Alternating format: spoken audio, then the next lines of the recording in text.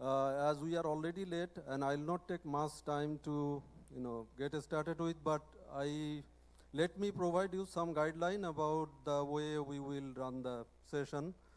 So we have four paper here, and each presenter will get 12 minutes to give their presentation, and we will give warning after 10 minutes, and then the presenter will get another 2 minutes to finish. We have one presenter who is not here. He is in Brunei, and from there he would give his presentation through Zoom link. So this session is about the development that is expected to be inclusive, and the people all over the world are looking for a society that will be inclusive and just. Let me just share statistics, the findings of a study conducted by Oxfam that the wealth of 8 people in the world is equal to the 50% of the total, earning of the whole, population of the world. So this reflects the state of, or the magnitude of, inequality globally. Out of an estimated 8 billion people, 1 billion people are still living under poverty line. Bangladesh has made remarkable achievement in reducing poverty, but still the extreme poverty level is, according to the government estimate, it is quite worrying. And so I will not take much of your time. What I will do now, I will, and we have 4 paper here. And the first paper is on the socio-economic marginalization and local level adaptation to climate change, the case of Manta community in Jorakhal, Rajapur, Bhola, Bangladesh. And this paper will be presented by Dr. Ahmed Abidur Razzaq Khan from ULAB, and he is also adjunct of Humanitarian Development Research Initiative, WSU Australia. And he has got a co-author, Dr. Mohammad Asaduzzaman from the University of Chittagong. The second paper is on the untapped potential of Bangladeshi migrant in Southeast Asia, governance deficiencies and reverse development. This paper will be presented by Dr. A.K.M. Ahsanullah from the University of Brunei, Dar es Salaam. The third paper is on the violent logic of disposition in Global South, a case of neoliberal Bangladesh. This paper will be presented by Lipon Mondol, Associate Professor, Department of Sociology, University of Dhaka. And the last paper will be presented by a group of people: Sohela Nazneen, Rayan Ahmed, Sayeda Selina Aziz, Anurada Joshi, Miguel Niranjan, and Rabia Sultana, Noshin Sharmila, Shahaduzzaman. The title of their paper is Being New Poor in Bangladesh, Coping Strategies, Constant and Trajectories.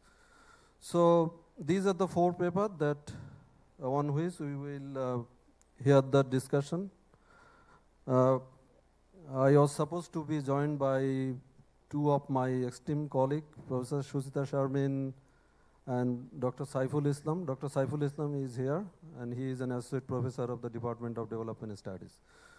Dr. Shuchita Sharmin is sick, so she cannot join. So we too will run the session, and we are extremely sorry that one designated discussant is absent here, and we seek your wholehearted cooperation in conducting the session.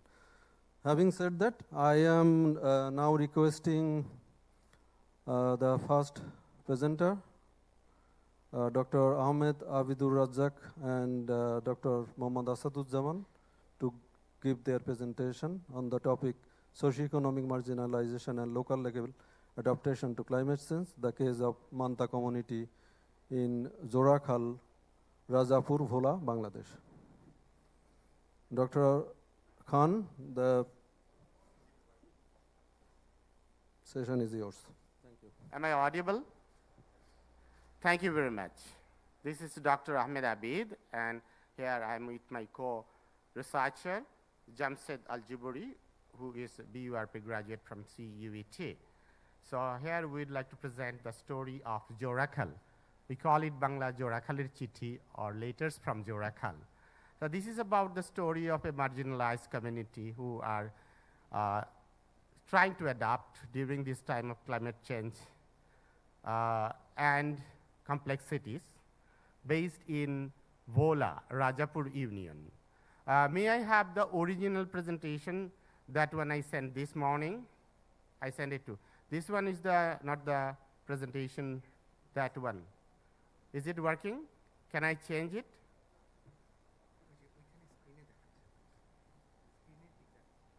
Is it okay?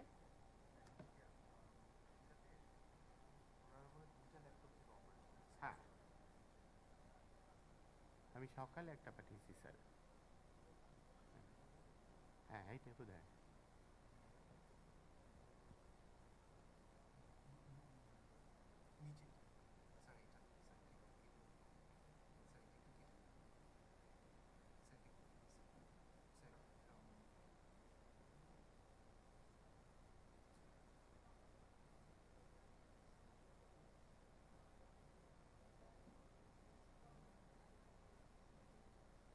নিচেরটা এটা sir yes that's right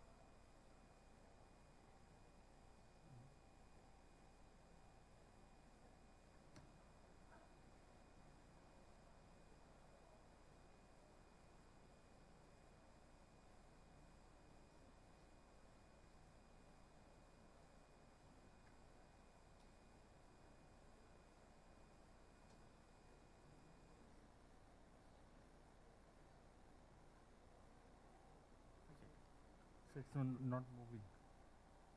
এই যে স্ক্রিনটা move করছে না, আপনারা ওই এটা জুমে প্রজেক্ট করেন, মানে এখানে জুমটা ইয়েতে প্রজেক্ট করেন, এখন করছে। হ্যাঁ may go to the okay, let's go to first slide. Thank you very much, Professor Barua, for your kind support, and we are sorry for the last 1 minute spoiling, but we hope to finish by 10 minutes or 11 minutes. So here, thank you very much for having us. And I could see one of my professor, the ex-director of my Humanitarian and Development Studies School, Professor Zulfan, is here. So very welcome to this morning to all of you. This is story of Zorakhal. We would like to just inform about the Zorakhal location, which is, as I said, is based in Meghna Basin in Bhola district. A small group of marginalized fishermen community who call themselves as Bede, but they are not other riverian gypsy people as it is, have been living there for more than 15 years. Within 20 kilometers, they are moving from one side of the canal to another side of the canal due to these climate change and river erosion. They don't know. These people, they are only 212 families, around 1,000 people on board. So this is the niche community of our study. Here I'd like to request my friend and co-researcher Jamshed to give a glimpses about the objectives of our study. Jamshed. Thank you, Dr. Abid Bhai. In this study, we formalized into 4 objectives. In the first objective, we said that we will explore their lived experiences and their adaptive strategies in the river and beside the community, how they live and how they survive. And also in the second objective, we will consider to portray their socioeconomic challenges and barrier, how they cope up with the climate change, disasters, and all other vulnerabilities facing to living in their boat. And also we will, in our third objective, we will illustrate their, and to understand their traditional knowledge and the practices regarding fishing and their life, we will figure out, and also we will see that how the community shapes in their lives. Also, finally, we will recommend their inclusivity and equitability in the climate change, also in the climate justice.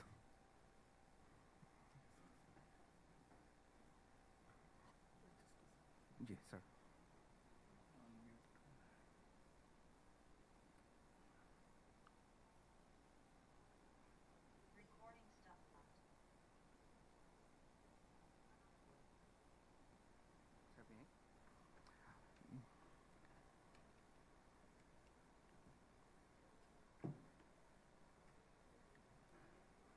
And in our last objective, we will recommend the how they cope up with how they should, how we can incorporate in policy and more further research for this Manta or Bede community. I will hand over to Dr. Abid. Thank you, Jamshed.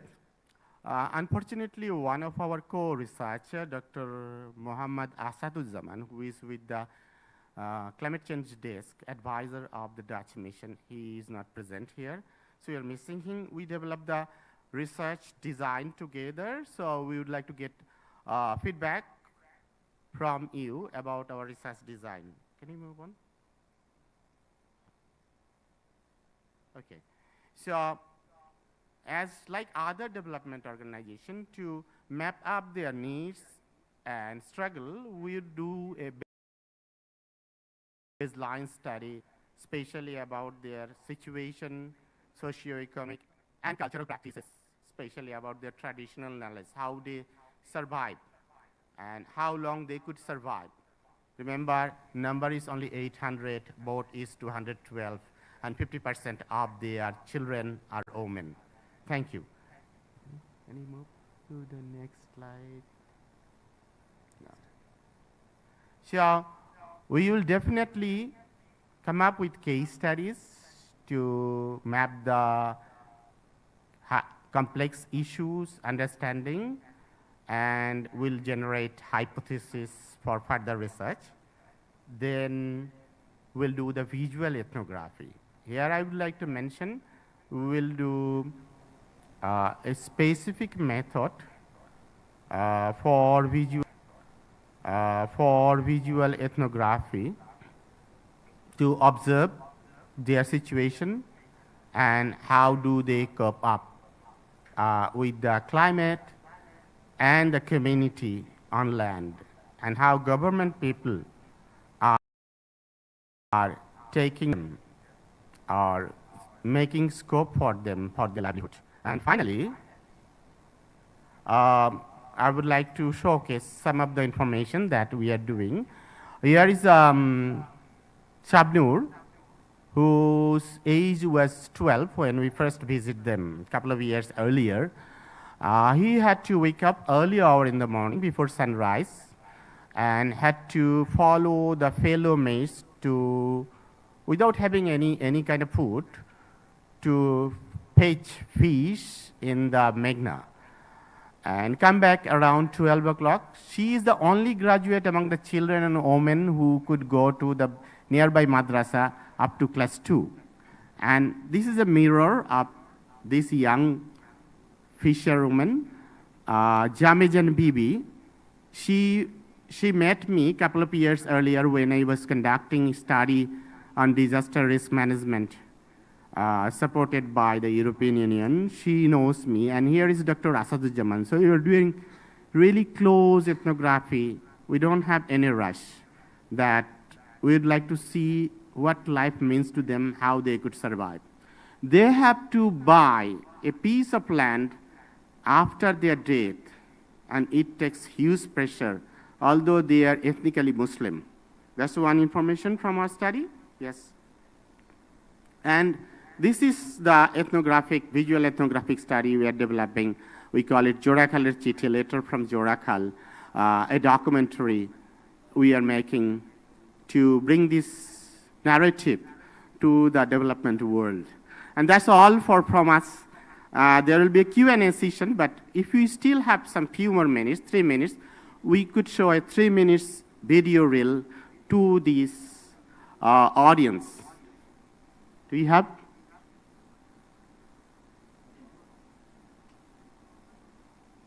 Do you have 3 minutes left? Yes. Okay, thank you very much. Can you turn on the video from the operating table? And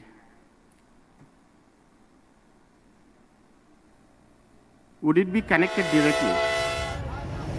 Yes.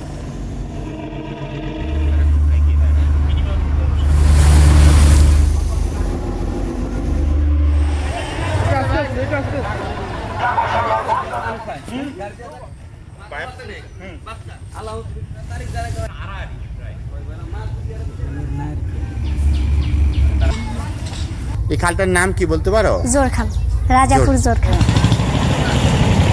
আমরা জেলেরা নদীর, আমরা বেদে এখানে ধরে এই যে 15-16 বছর। তোমাদের মতো কতগুলো বাচ্চা আছে? 100 হইব। তুমি কি কাজ করো? জাল ভাই। জালের কাজ মানে মাছ ধরেন? মাছ ধরি, আগে ভেরি মাল বেশি, অন বেচতে পারি না। এই জায়গা যদি মাছ না থাকে, যাই কোন জায়গা ওই রান্না শুরু করে। যখন পানি বেশি হয়? পানি বেশি হলে আমরা হেয়ানি থাকি, বাড়ি যেরকম ডুববা যায় সেরকম তার নৌকা ডুবে না।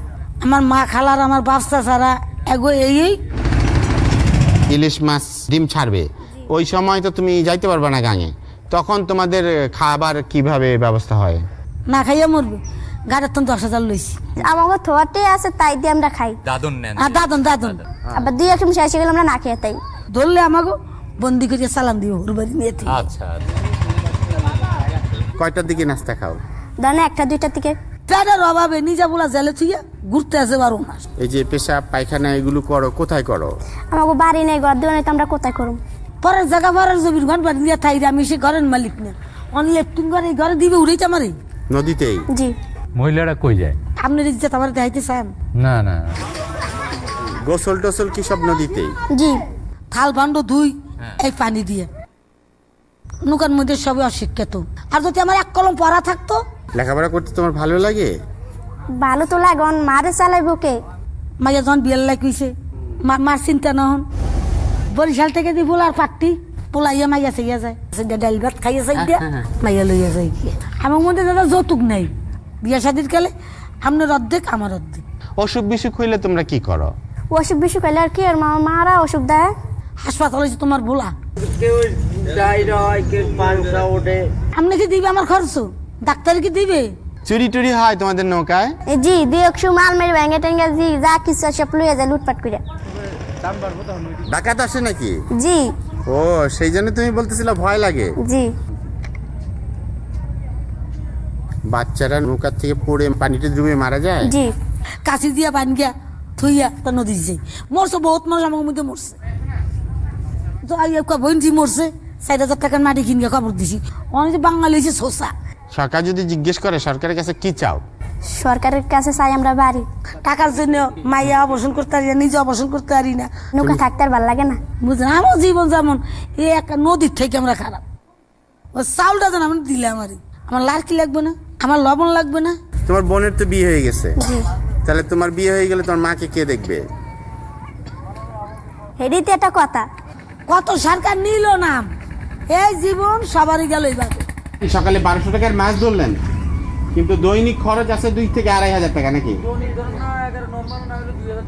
তাহলে তো আপনার লস হইল না? Okay, thank you very much. I'm sorry for the international audience because we couldn't put it a subtitle. It's ongoing, and we didn't do the IRB. We are looking for an institute to do the IRB of this research, and we are committed to this community. So for international community, I could say they don't have any wash facilities. pure drinking water access. Hundreds of children are being drowned to death each year. That's a casual incident. And women give birth on board, usually do not get any support from the mainland. So that's the situation. Thank you very much for having us. Oh, Jamshed, would you like to add something? Please, go ahead. But please be done in on minutes. I will take 30 minutes, sir. 30 seconds. Okay. Just go ahead. When I was seeing the video with Dr. Abid Bhai, I had an experience in last year working with Oxfam Bangladesh, where in same situation, we worked at Chatpur. Over there, we have designed inclusive wash center for the Bede community. And if you can visit at Chatpur, you can see that there are 4 floating wash center where these Bede or living in the boat people, they are using it and they are happily part of this, their hygiene issues. Okay. Thank you. Thank you, Dr. Khan and your Thank you very much for your time, Professor. co-researcher to give the presentation. We will start the second presentation because let's finish the 4 presentation first, then we will ask you, we will seek question from you. So please note down your question and the people whom you want to ask question. Now, I'm not sure whether Dr. Ahsanullah, who is in Brunei now, Dr. Ahsanullah, are you here and can you hear us? I need our, technical assistant from our technical team in the back.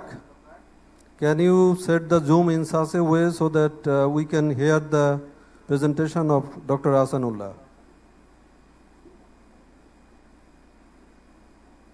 Dr. Ahsanullah ke connect korte paren kina, okhane Zoom e ase dekhen. Sorry that I am speaking in Bangla to get things done. That's the Bangla way of getting things done.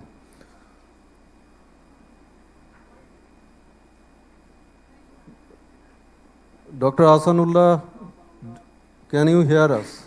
Can you hear me?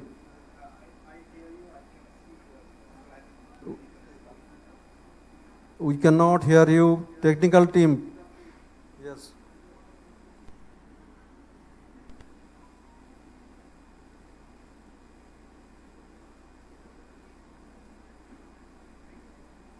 Dr. Ahsanullah, please speak and let's try whether we can hear you.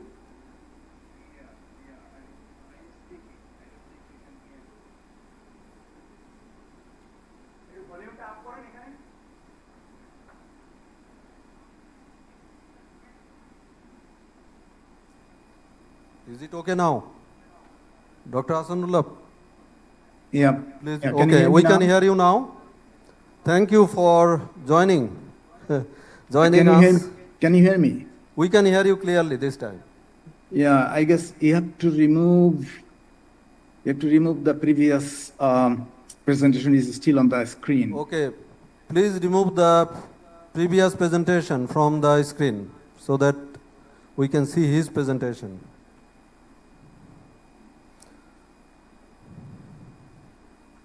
So the title of Dr. Ahsanullah's research is Untapped Potential of Bangladeshi Migrant in South Asia, Governance Deficiencies and the Reverse Development.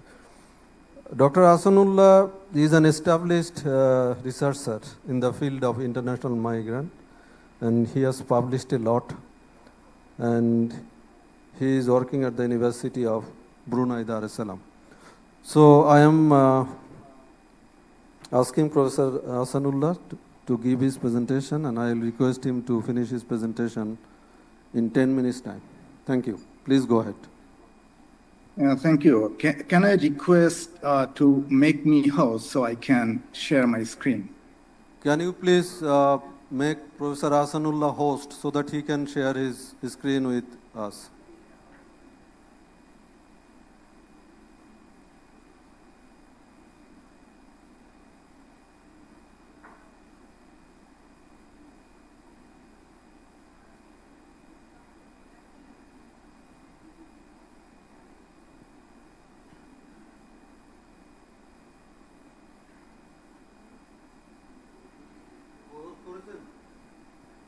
Okay. Dr. Hasanullah, we can see your presentation. Please go ahead. Okay, thank you. Thank you very much. Thank you. Thank you very much for making it possible to be connected from overseas. I thought it's not going to happen, but thank you very much. But 10 minutes is too short, but I'm going to skip few slides. And the title that you mentioned and the title that you are seeing now, that is a bit different. Because still we are juggling through this, and because the research is still ongoing. And I'm going to be a bit fast, and I'm not going to give you any background, and see how it goes. And I don't know how to squeeze my 25 minutes presentation in 10 minutes, but I'll try my best. In order for to accommodate my presentation, I have to speak a bit fast. Dr. Hasanullah, you take 15 minutes. You take 15 minutes. Thank you. Oh, okay. Thank you. So basically, I intended to engage in a theoretical discussions, basically, between unemployment in migrancy and the reverse development. So these two are actually basically new concepts. When you talk about reverse development, I'm actually counting on how the respondents are really trying to define reverse development. I have theoretical understanding and theoretical explanations, obviously, but I'll be depending on what they think about reverse development. And unemployment in migrancy, it means once they migrate and why they go through unemployment and underemployment. So this kind of discourse that I was planning to engage in. And fundamentally, the convention is that the Bangladeshi migrant workers leave the country due to combinations of limited economic opportunities, you understand that, and a high unemployment and poverty, and the wage differentials, obviously, and we understand that, and the living conditions are burden often driven by the desire to support their families through remittances, we understand that. And migration volition is shaped in part by the widespread unemployment in the destination, in the origin countries. And this is one of the reasons that we understand. And we know wage differentials and myriad of factors contribute to the migration volition. And we understand, again, that generally migrants get to their destination with a job offer. Then why they become unemployed in their migrancy? That is the question that we are asking. And to make it clear that research is still ongoing. And since I'm located in Southeast Asia, so I'm doing the research in Brunei, in Malaysia, and in Singapore. I'm not going into these challenges and the ethical issues, and there are some other governmental restrictions to do research in Malaysia and in Singapore as well. Dr. Hasanullah, sorry for the interruption. This is part of the challenges in the methodologies. We are not going into that. And the conceptualization, like... Probably he cannot. Dr. because Hasanullah, can you hear me? Yes, I do. Can you play the PowerPoint presentation so that the audience can see it better? Thank you. Go ahead, please. Yeah, can you? Yeah, so, okay. Because I scribbled through, and thank you very much. And for conceptualization, like I said, we have theoretical understanding, we have concepts, we understand, and we read a lot of stuff, how to really redefine development and reverse development. But like I said, we are really counting on how do the respondents conceptualize unemployment and underemployment and the reverse development. So the paper, once we are done with this, so you will see the definitions or redefinitions, that conceptualization from from their own. So it is not going to, but of course, it will be supported by the established definitions and conceptualizations. For sure, I'm not going into that one. And this is the argument actually, and this is kind of a data that we understand the perspective.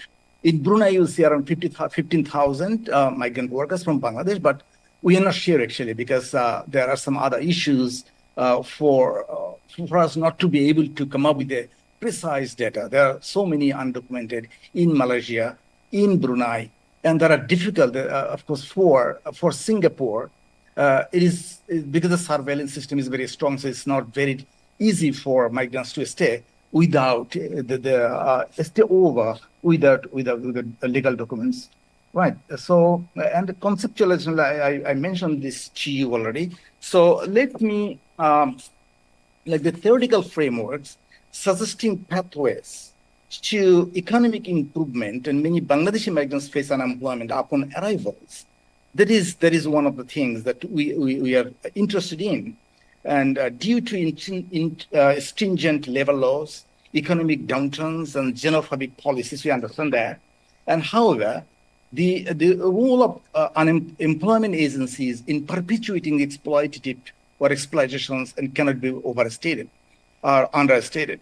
And some agencies overcharge for placement services, falsify job opportunities, because they promise with jobs that when they get to the destination, they say actually all the job offers are kind of falsified, and they abandon the migrants once they arrive in the host country, leaving them in a precarious situations. What it is, how deep it is, how severe it is, we are not going into that at the moment. And these often lead to unemployment and unemployment, disrupting the anticipated economic gains that they expected before the migration. And the consequences are severe. And what are those? We will go into that. Initially, as we do research, as we read, we jump onto the conclusion that is the government issues, governance issues, the government failure, this and that, control systems, all this kind of thing. But there are a few other things that we really have to pay attention to. Like, for example, when I give this example to many talks, like when I say, I interview so many people, like they are educated people apparently, and they pay an exorbitant amount of money to the agencies or whatever, or fraudulent traffickers or whatever, and they are put into a boat and saying that you'll be transported to Europe, and a small boat on the sea, and still they believe in. And this premise is actually is meant to dispel the theories of tenets of theories of network, because network theories confirms that the risks will be reduced, and the exorbitant amount of money should not be charged, because it should be charged only the amount that is accurate should be charged for financing the migration. So being an educated person and an informed person, and you are believing the falsified promises or false promises on the promises that were made that without any basis, they believe in that, and they get into the boat to get to Europe. So in this, this is actually sometimes that we really have to think through how do they think about the journeys, about the trajectories, about the risks involved. So all this kind of things is not only about the governance systems. Obviously, we'll talk about in the paper, talk about the global compact and how is this really impacting in these individual cases, of course. And we will be, it's not all the list. We will be looking into the situation that we are studying at the moment through the lenses of several theories. So we are not going into these theories at the moment. And because we have interviewed so far around 65, the respondents is done, but the data is still not being being cooked, and we have not analyzed deeply. But we understand that they have different kind of calculations for understanding that how much they are, because they can, though they don't know or they don't understand conceptually and theoretically the opportunity cost, but they know what it is in fact, but they're doing it. So they keep this into their, like, they would be able to do something if they were in Bangladesh. They would earn some money at least, but they are calculating this, they're bringing this point into their calculations. So we are not elaborating at the moment here because we yet to hear a lot from them. And because of time constraints, and I go to the consequence. They told us about what consequences they go through.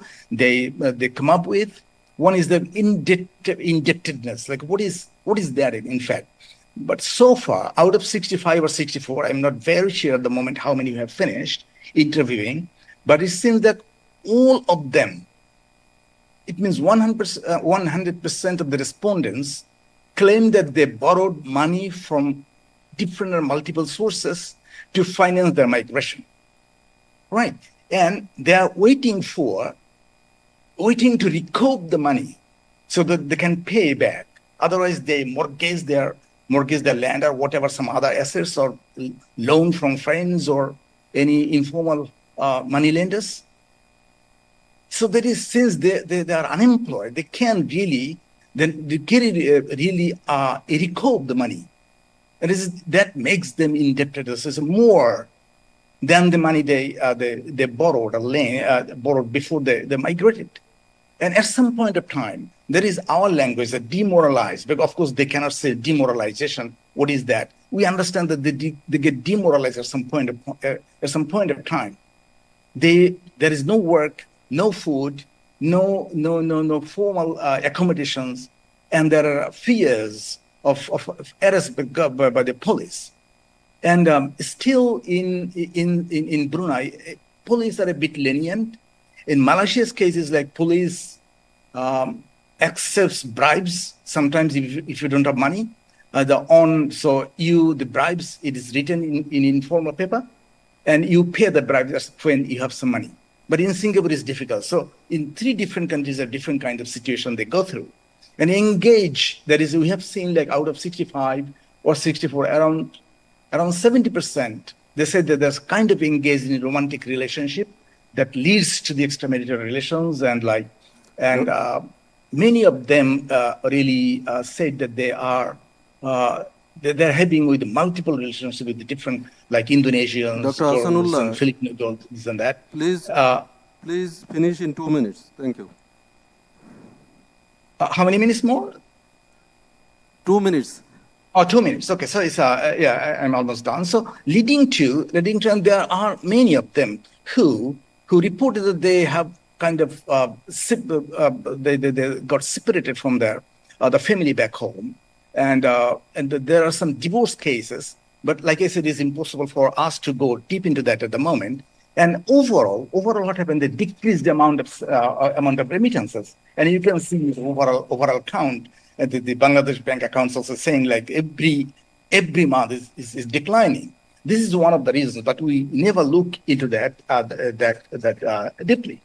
And what happened? Another important thing is like when they fail to repay the money they borrowed, that really make them kind of reluctant to go back to Bangladesh. And meaning that they want to extend their stay, that they want to sneak. It means that makes them a kind of undocumented, because they have to extend their stay with the hope that they will be able to gain some work and earn some money. But it doesn't happen. It doesn't happen. Then subjected to police arrest. This is very common in Malaysia. Like the bribing police is common, and sometimes on like you pay the bribes after 1 month, 2 months. This is very common thing in Malaysia, and jail sentences or repatriation from Brunei with a certain years of embargo. Like once you are repatriated, so 3 or 4 years or 5 years, you can't come back unless you have a different name with a different passport. And the same thing kind of is happening in Singapore as well. For Singapore, we interviewed only like 11, so we are trying to interview some more. and let's see how it goes. Okay, I guess I stop here. And let me shamelessly promote two things. One thing is like I am editing a handbook on migration international relations, and I will be needing at least 90 to 95 chapters. So if anyone is interested, so you can contact Professor Taibur Rahman. He is one of the section editors there. Okay. And I thank you, edit Dr. a few Hasanullah. journals. One of the journals that is published by universities, and if it is published by universities under Emerald. Okay, thank you, Dr. Hasanullah. If you are interested, listen articles. Thank you very much. Thank you very much. So I was very fast, and I understand if it was understandable at all. Thank you very much. Thank you. So what we'll do now, we are going to, I will request Dr. Saiful to make discussion on this presentation, because, this technical thing can go wrong. All right. So Sure. I am now requesting Dr. Saiful Islam to discuss on the paper presented by Dr. Hasanullah. And I will also request the audience to ask questions if you have any after the discussion of Dr. Saiful Islam. Thank you very much, Dr. Hasanullah, for your interesting presentation. And we're really sorry that we couldn't see you here today in person. We really expected you to be here, but unfortunately you couldn't make it. But it's fine, at least we can see your paper online. So to be very quick, I can see that you have a very different way of looking into the Bangladeshi migrants. You are a migration expert, so you see Bangladeshi migrants from a different point of view. You see it from a governance deficit point of view. And what is more interesting in your paper is that you focus on reverse development. Reverse development meaning the unintended consequences of development. That means migration does not only promote development, rather the other causes may contribute to migrants, not really contributing overall development of Bangladesh. So that unintended consequence of migration you're focusing in your paper, that's interesting.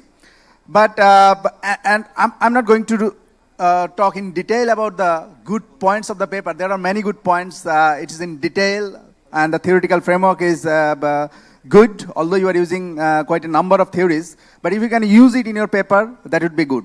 But I have some observation, at least 3 observations that I want to highlight. The first point is Bangladeshi migrants are not just unique in this global context, because it's not just Bangladeshi migrants who are facing problems in their place of destination.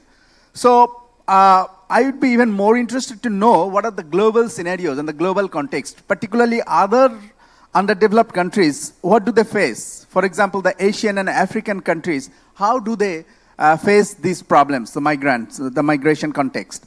And how do they manage these issues? So putting your context into a global scenario first, and then moving on to a Bangladeshi context, how basically Bangladeshi migrants are facing this problem.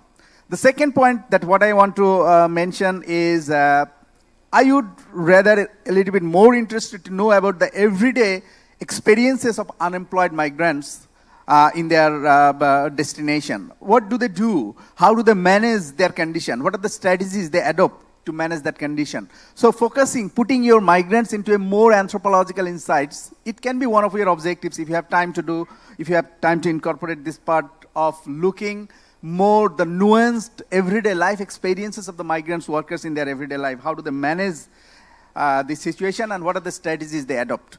And the third point that I just want to highlight, yes, of course, governance deficit is a huge issue, and many third world countries, they're having this issue, governance. But I would just like to see the role of non-government organizations, particularly in third world countries. Even in Bangladesh, BRAC and other NGOs, they're really working very hard to promote support or to provide support for these migrants who face difficult situations abroad. So what are the roles of these NGOs, international organizations, ILO? Even very recently, I saw the newspaper report that an international organization, particularly from UN, they reported that the Bangladeshi migrants workers are having a very difficult situation in Malaysia.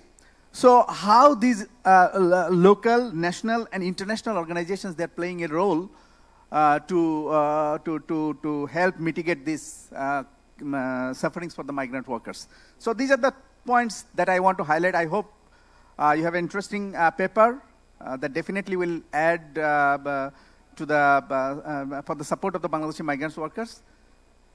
So I just leave it to Professor Taibur Rahman for further comments. Dr. Hasanullah, do you have any question? I am asking the audience, do you have any question to Dr. Hasanullah on his presentation? Okay, so can you please respond to the discussion that Dr. Saiful Islam has made?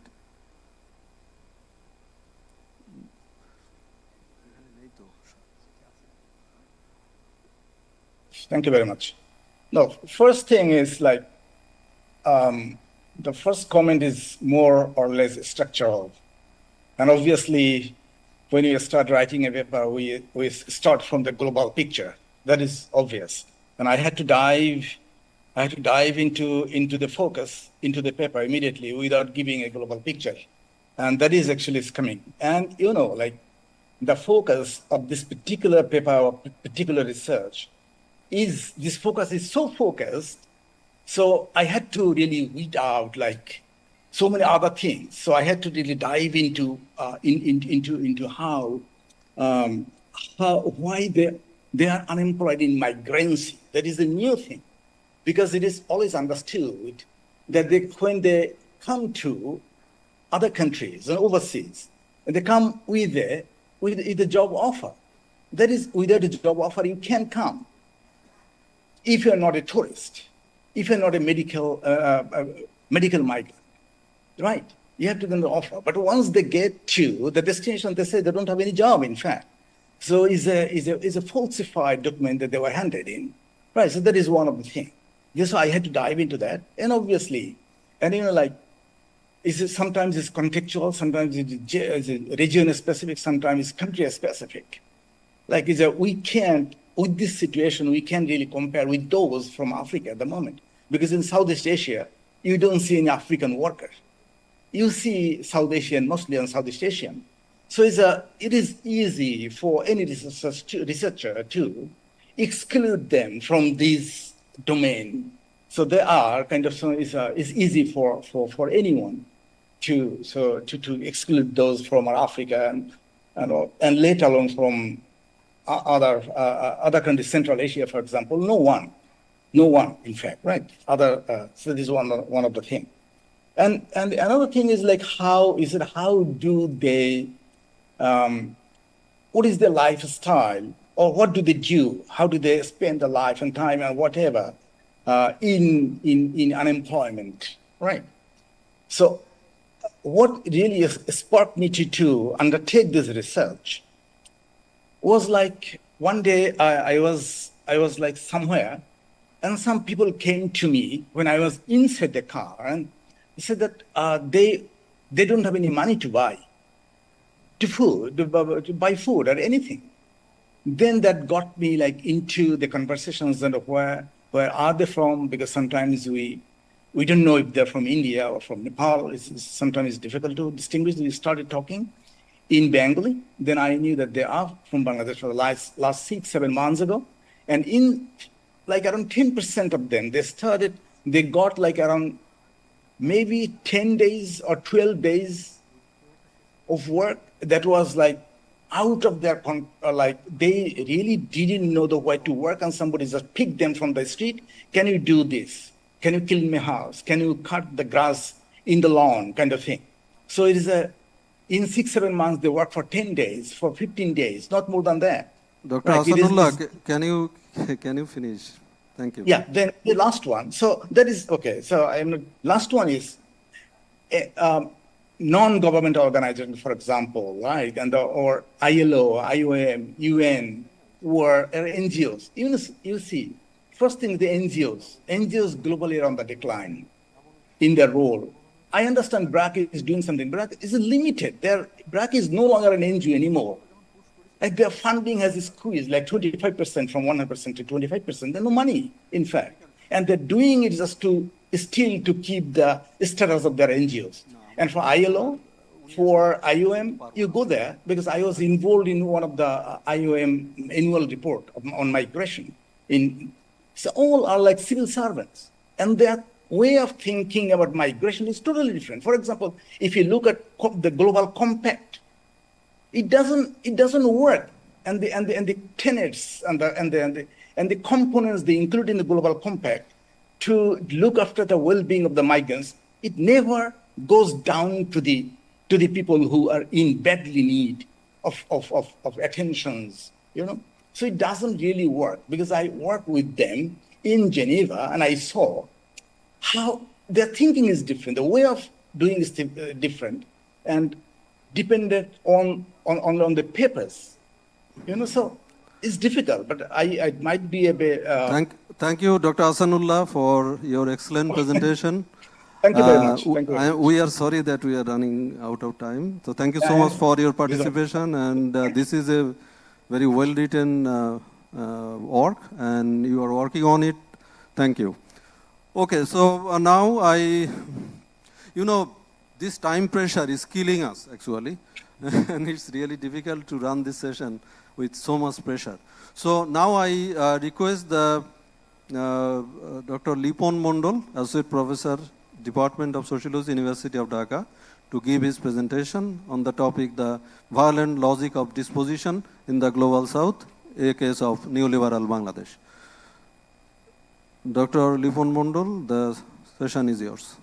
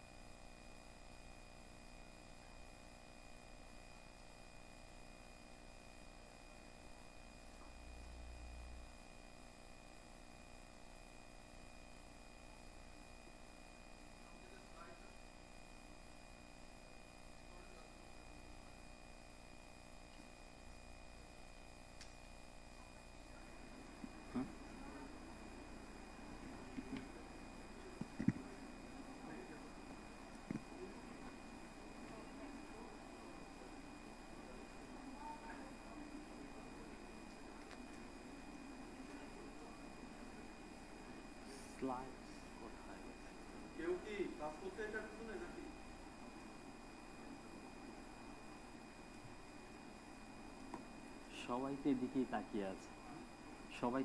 তাকিয়ে আছে, আপনাদের কাছে slides নেই এটার? হ্যাঁ, তো কোথায় এখানে?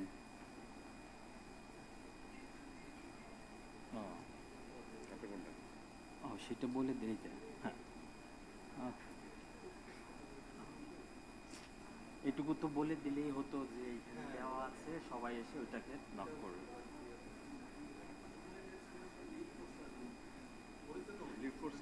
সেটা কেটে গেছে, ইয়ে আছে আপনার কাছে, ফ্ল্যাশ ড্রাইভে দিব? কি সর্বনাশ! আমাদের যে প্রেজেন্টার বা মানে ডক্টর হাসানুল্লাহ কি লগ আউট করেছেন কিনা, ওনার লগ আউট করা লাগবে এটা প্রেজেন্ট করতে নাকি? দেখেন তো, উনি লিভ নিয়েছেন। সো এটা এখানে দেখান, ওনার প্রেজেন্টেশনটা এখানে যাতে দেখা যায় সেই ব্যবস্থা করেন। এটা এখন ওনাদের এই রেকর্ডই নেই, আমি তো আরো 2 দিন আগে পাঠিয়েছি। এখন আমার ফ্ল্যাশ ড্রাইভ দিলাম। ওকে ওকে, করুক।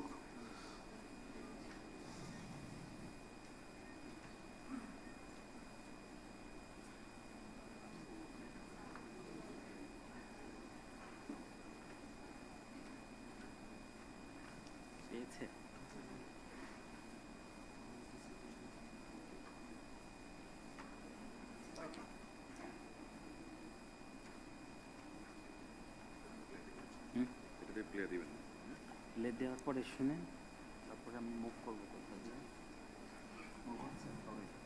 Okay. Thank you Sorry for these technical issues. Please go ahead. And you are getting 12 minutes to finish. Thank you.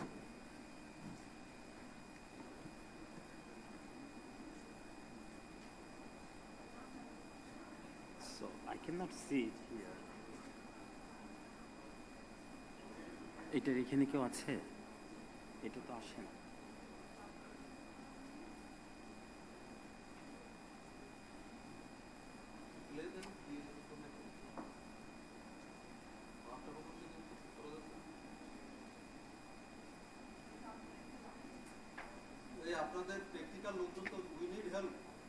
Okay, I can just type. I can type. Good morning, everyone. Welcome to my presentation, and you can see the title of this presentation. Or is that? Is there anything? The first slide. Yeah, please follow me, IT team.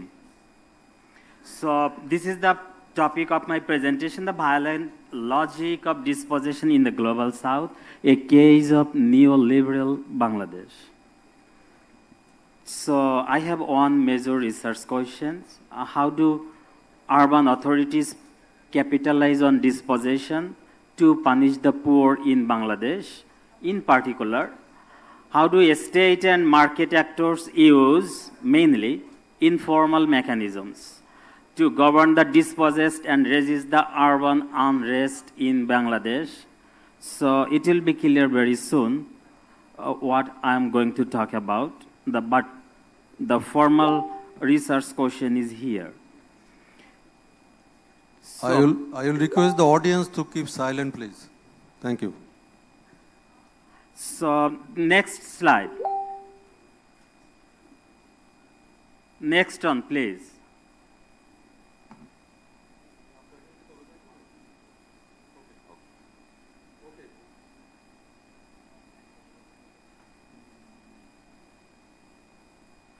Okay, I'm giving you a global background because what do I mean by this punishing the poor or violent logic of dispossession?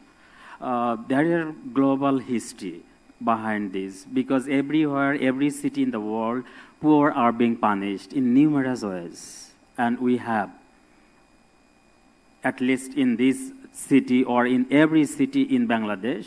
So, you know, in 1960s or 1970s is neoliberal world order or dependent industrialization or rampant urbanization. These are the elements, these are the factors, social dynamics or forces that happen to particularly in global south countries, and millions, actually billions of people, they migrated from rural areas to urban centers, and they enter into all, like in at least in two industries, informal and non-formal.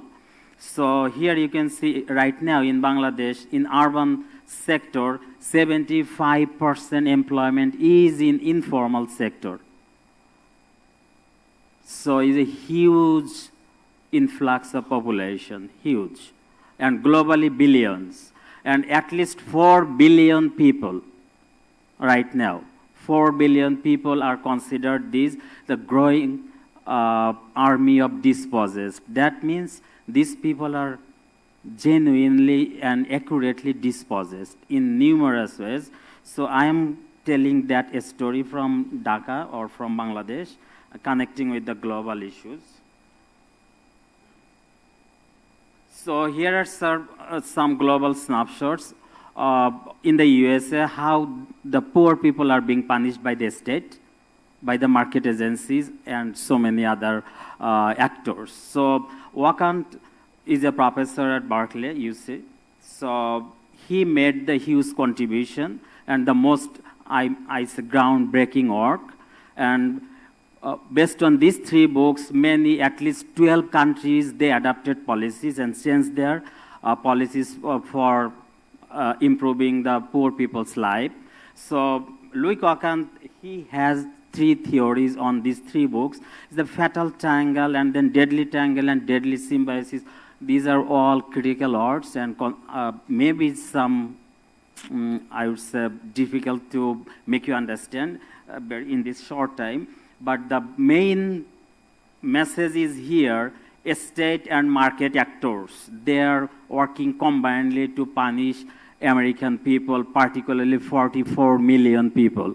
44 million people, I am again repeating, in the USA, and they are the victim of this punishment because so many government support and welfare activities they cut, and the poor became the victim. And it started from 1960s.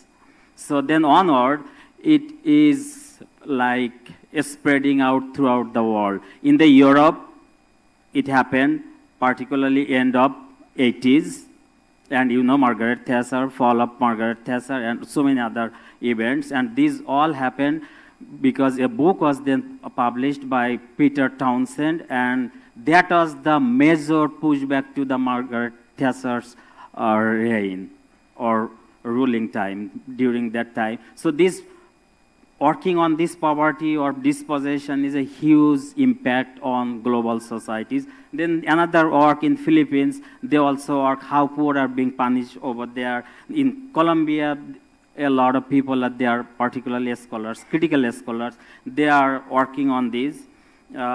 In India, at least Roy, now at UCLA, she has some very powerful concept like elite illegality or elite informality. That is exactly the similar situation is here in Dhaka, because the elite people, urban elites, urban actors, they are punishing this. I would say nearly half of Dhaka's people are poor, at least, whatever the definition you can set for me as a researcher. In Ghana, in Ecuador, in South Africa, everywhere, every city, the same scenario. Because it's like the global capitalism, wherever that went, same thing carried out with that force. So then how I can theorize Dhaka's situation or Bangladesh's situation?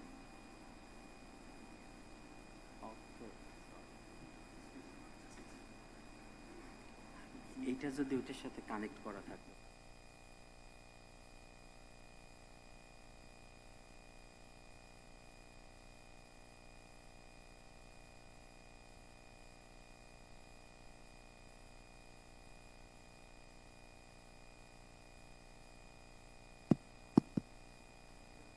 what I try to say here, the violent logic of dispossession. So my theoretical intervention is here. I said the logic that endorses coercion to punish the poor. So what are those actually? In the USA, or on drug or on poverty, these are the major interventions that actually punish the poor. In Europe, same. In other parts of the world. But what about Bangladesh? Bangladesh doesn't or didn't have that kind of thing. But what we have a very combined impact. We have a very combined assessment here. For example, you can see the 5 mechanisms of punishing the poor in Bangladesh. Is the forced eviction. And you know that how many people live in slums? Nearly 44% people in Dhaka. Nearly 44% people in Dhaka, they live in slums. So, they have been experiencing eviction, forced eviction every single day, even every single hour. Coercive control over living arrangements, the second issue. Host করে দেন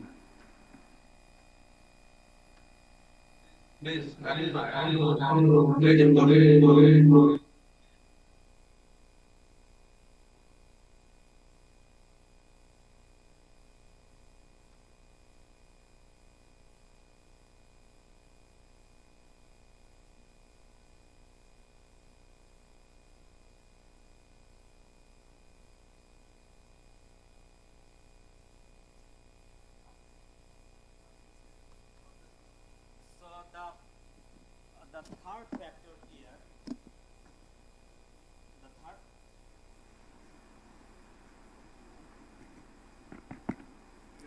The third factor here is political and police violence in everyday life. Political and police violence in everyday life. And I will show you the evidence. And then concentration in abusive and exploitative labor market. And then the fifth one is forceful denial of rights to the city. If a poor people just enter into the city, does he or she can access the city services? So, or is or she a stranger to the city?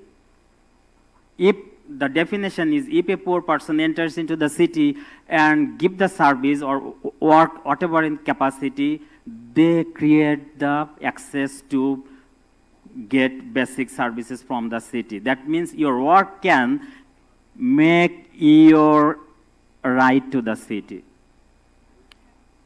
Okay, thank you. I can try. So the next one is the framework. You can see these 5 mechanisms of punishing the poor. They are interactive in ways. That means forced eviction is interact with the coercive control of living arrangements. It further and goes, you can see that in this way. The 5 mechanisms, they are reinforcing and they are interactive. And in this way, they actually make a toll on the poor, and they create this such a comprehensive domination over the poor, the urban actors. Who are those urban actors? Maybe I had those somewhere. Ripon, can you please finish in okay. 2 minutes?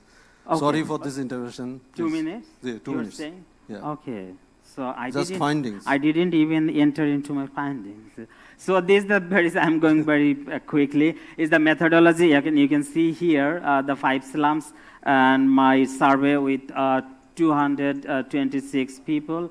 And this, you can just have a look over there. And these are the major descriptive findings of mine. So then the findings for forced eviction, and you can say evicted people from home, is the street dwellers, park dwellers, slum dwellers. Who are they actually? And their experience is 100%, 96%. That means the each and every poor in city, they have experiences at least 2 to 6 times of eviction in their lifetime. What do I mean by eviction? That means enter annihilation of your existence. What type of annihilation? It's not your only business, not your home, your cultural capital you built on, your social capital you built on, you are making out from that social networks too. So these are the statistics. I am not going to elaborate on these. So evicted from home, evicted from working place, and the cultural, socio-cultural networks. The findings continues, and I'm not going to share with these on things. So the next one is the coercive control over living arrangements. Why? Who actually compete each other? Who are the urban elites or actors, those who control on these informal, those who keep their controls on these informal settlements? Informal capitalists or slumlords, then the politicians, then the formal capitalists, thugs, bureaucrats, and police. Can you imagine this situation in the Western world? The police participate here, the bureaucrats, MPs. So these people are always there, and they are competing on another to keep control over slums and to make business using poor people's presence in the city. So there are so many forbidden tasks because these are the governing mechanisms or ruling the poor this way. The way Walker tried in the USA, we have very different realities here. These all are informally done. So the fourth, police and political and police violence in everyday life. In community life, see, the 87% people, they experience police violence in their places, wherever they are. Working life, civic life, family life, even personal life. how a people living in a family can experience political violence is very simple. Because political people, particularly thugs, they are over there.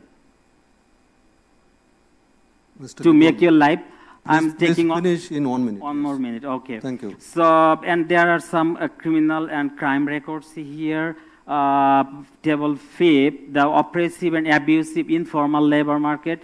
This situation is everywhere across the globe. Every city in the world, that poor people, particularly bottom 30% or 40%, they are compelled or forced to work in this situation. Meager pay, wage cut, bullying, threats, job insecurity, forced termination, physical assault, sexual violence. These are the realities that top or bottom 30 or 40% around the world, they have been experiencing. So it's a story. The last finding is here, violent denial of the poor, right to the city, and we have a lot of definitions of right to the city. So I make an index here, right to live in city, right to occupancy, urban space, right to politics, right to vote, because poor people do not have right to vote even. And you know that, maybe some of you here. And only 8%, that means 92% do not have that right. Or do I mean by this? Yeah, they are threatened. They are threatened to vote someone else, what they suggest actually. So anti-poor discourses, there are so many people over there, including policymakers in Bangladesh. They are talking all nonsenses, and I would say that public anti-poor discourses, and many groups and sections of people participate there to do so. So the last thing, since it's very much aligned to the justice question, what we can do, or what kind of actually issues are here. In the American reality, is social death or civic death. The African American people or all minorities in the US, they are experiencing varieties of injustices, but the African American, they are facing these things, social death. They are socially dead, actually. But thank you. Okay, that's the last thing. So, yeah, seeking social justice. How can we ensure justice here? So, I had a question, concept here, a special justice. I do not have time. If you have question, I can. Thank you. Thank you so much, Lipon Mondol. It is an excellent presentation, and we have not done justice to the presenter because this is a very interesting topic and well written, well researched, but due to this time pressure, we could not give him enough time. Now is the time for the fourth presentation, and the presentation is on being new poor in Bangladesh, coping strategies, constants, and trajectories. I am requesting the presenter to present, and please give your presentation in 12 minutes. Thank you. Can I have my slides, please?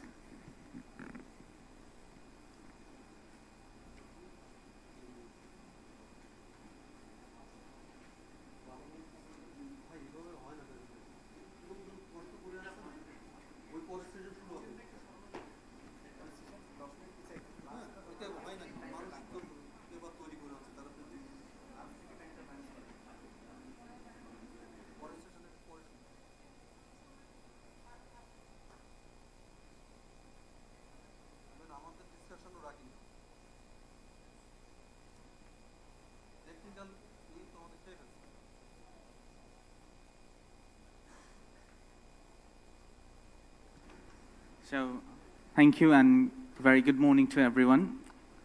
I'm going to start with two quotes. As you can see in the first one, the speaker compares the COVID-19 pandemic to a slow poisoning disease, illustrating how the pandemic started a crisis that got worsened over time.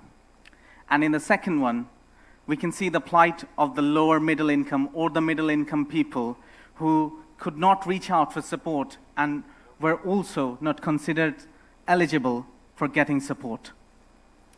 And these quotes are from the new poor households that were doing okay right before the pandemic, but faced severe difficulties in making a living after the pandemic hit. And today, on behalf of a very big research team, I'm going to present the strategies, constraints, and the trajectories of the new poor as they tried to recover. And I'm going to draw on from our study, the Durdine Diaries, where we tracked 39 new poor households who were still struggling after the onset of the pandemic 3 years ago. We tracked them for over 11 months, following a qualitative longitudinal methodology, and we repeatedly interviewed them in Khulna, Bangladesh. Talk about the new poor, we tend to think of them as a homogeneous group. However, as we were interacting with them, we found that we could broadly divide them into two categories based on a snapshot of their pre-pandemic condition. The never poor households that were not in a vulnerable position right before the pandemic, and the vulnerable non-poor households who were already at risk of falling into poverty. And after tracking them for 11 months, we saw some of our households were recovering, where some of our households were not, which gave us a neat 2-by-2 table based on the new poor's pre- and post-pandemic situations.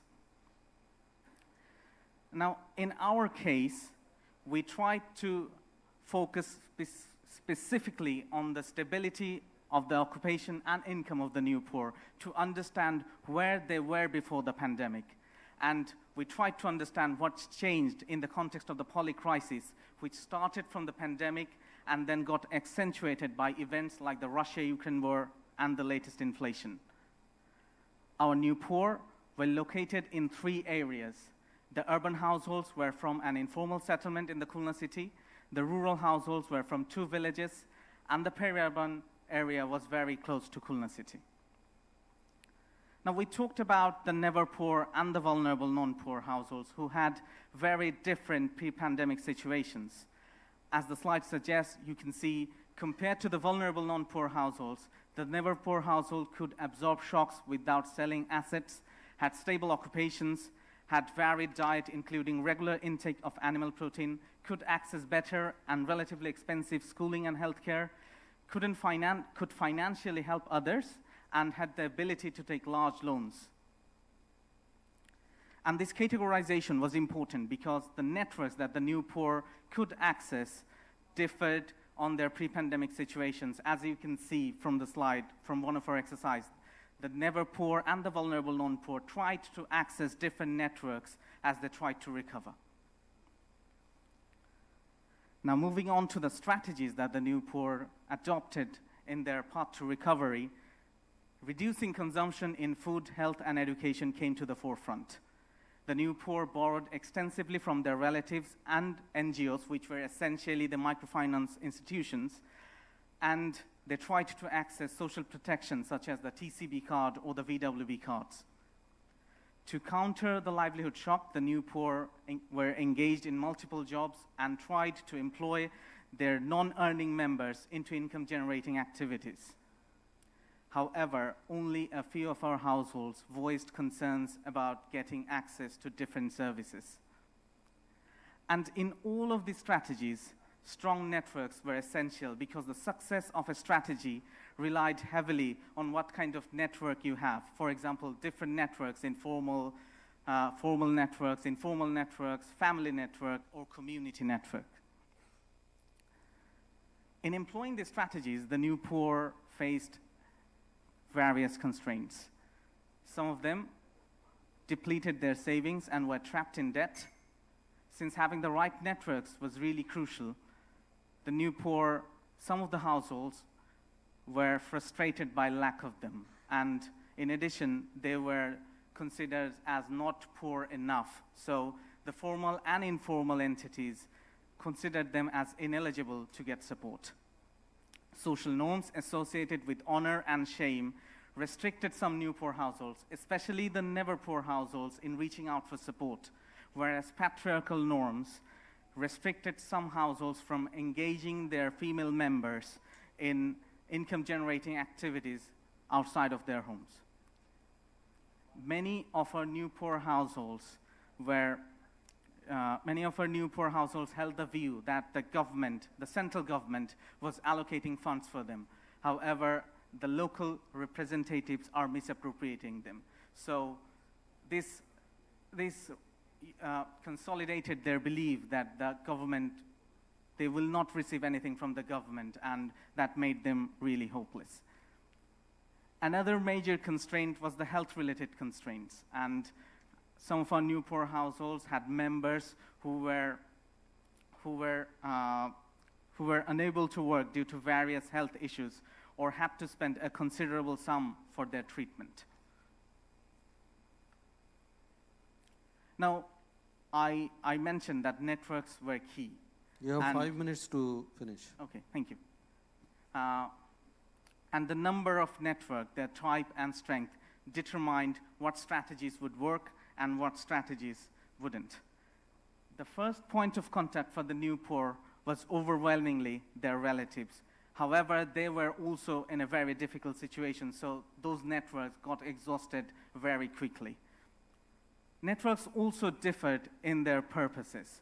For example, when the new poor were talking about the UP member or the UP chair, they mostly talked about reaching out to them for social safety net cards.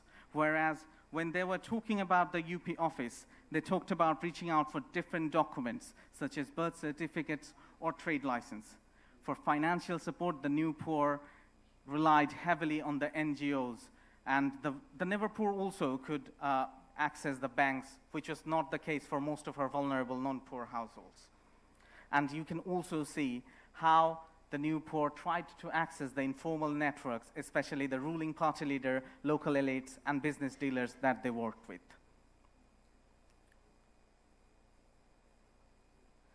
Now, I said that we divided the new poor into two categories based on their post-pandemic trajectories, the households that were recovering and households that were not recovering. As you can see, compared to the not recovering households, the recovering households were repaying their loans, had upward trajectory in education and health, were recovering old assets or acquiring new ones, had stabilized sources of income, and could manage to leverage their networks. And unsurprisingly, most of our never poor households were recovering, where most of our vulnerable non-poor households were not. And we could identify two reasons behind that. Number one, the never poor households had already greater amount of assets, and they had very strong family networks that they could leverage. If you look at the never poor households that were recovering, they could manage the assets and networks to recovery purposes. For example, expanding a grocery shop or securing an alternative livelihood. However, the households that were never poor but not recovering were plagued with issues around shame, debt traps, ill health, that they had to deploy their savings, networks, and assets to weather these crises and therefore struggle to recover. In case of the vulnerable non-poor households, the recovering ones were all urban, and they had very strong community networks in the informal settlement that they could leverage to get social support.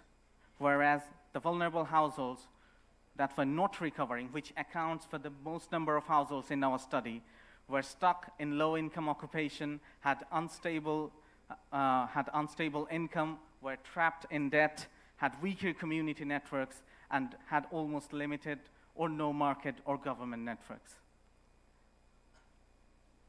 Now, if we distill our analysis, we can say that experiencing crisis does not make you better at dealing with future crises, especially if the crisis is a polycrisis, which is a long-lasting one. Please finish in 1 minute. Yeah, I'm going to finish in 1 minute. So, and this is where our next point is very important, because we saw a systematic state absence in the support of new poor because they were considered not poor enough. We also saw low trust in the local government despite being the most accessed network, and therefore researchers and policymakers should explore pathways in improving this situation where strengthening local electoral democracy could play a particular role. And finally, we saw the collective voice was missing, which means that citizens were not being able to hold their representatives accountable or evaluate their performances. And therefore, government and non-government entities should come up with ideas about how to mobilize the citizens at the local level so that they can raise their voice collectively. Thank you very so much for Thank your you very much. presentation. And I will take 1-2 questions. So do you have any question to any one of the presenters? Okay, please go ahead. And please ask the question and mention the presenter also to whom you are asking the question.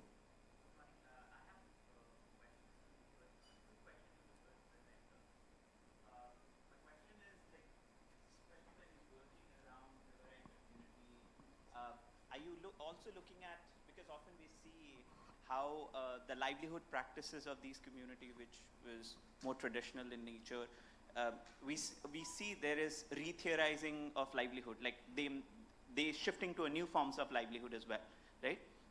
So has there been any instances wherein communities' traditional livelihood patterns have changed over the period of time due to factors? Okay, thank you. Yeah. Can you please respond? Thank you very much. Am I audible? Yeah. You can take Thank you very much for the question. Yes, these communities have been living in this canal for 15 years, but there are a lot of Mantha communities around the Bola and Borishal districts. And although they are telling themselves, or they're saying that they are Bede, but they don't know what, they are not like other riverine gypsy people who do work in the communities, dry season, like the women goes around the villages and do gawals, shinga lagano, igulu kichui kore na. They only live on fishing. Yes, that whole the community changed. Maybe they are offshoot community who some couple of decades ago moved from the main community. So we have to find the reason. How do they move? That's why we are doing work on. And their livelihood practices, everything changed and changing. And they don't know what to do during this time of climate change. Even the people living next to them in the canals, because of river erosion, their lands are being garbing by the Meghna River. They don't know how to adapt the reality. So that's the situation at this moment we studied. Thank you, Dr. Khan. Add anything? Thank you, Dr. Khan. Okay, now I request Dr. Saiful to make discussion, and that should be done in 2 minutes.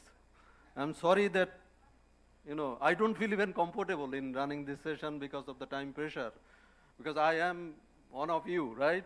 So I don't feel comfortable, but we have to manage it somehow, okay? Thank you.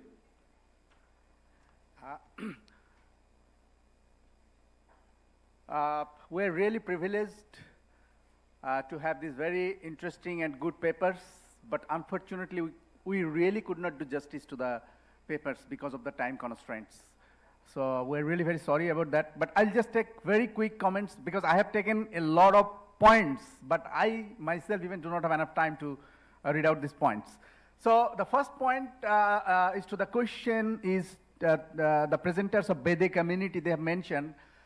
What I see very quickly, the number one is the framework that they have used to see the climate change in the global context, or the climate change on the Bede community. So the first point is the framework on the global context, because climate change is definitely not a local issue. It has a global dimension. So how do we actually see the global scenario of the climate change, how it originates? So we need to have a macro perspective, a global, perhaps a more political economic aspect or dimension of the global context of climate change. And then you move on to the local context of how the Bede community actually fits into this broader context of the climate change. Number one, very quickly.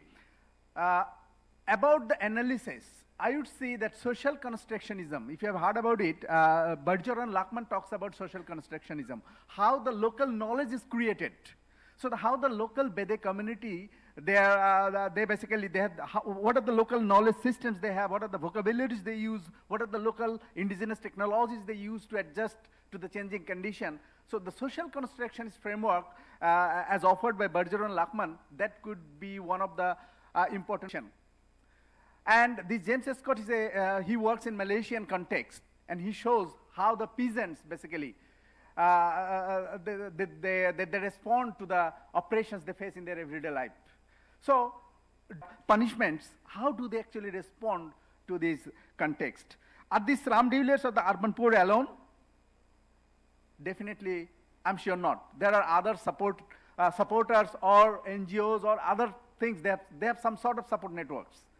So if you please identify, just see them as a victim of that system would perhaps not really doing justice to them. So that you need to find out some other context that how the poor people, how the slum dwellers, they are basically supported by others. So thank you very much. Thank you from my side. Thank you, Dr. Saiful, for your discussion.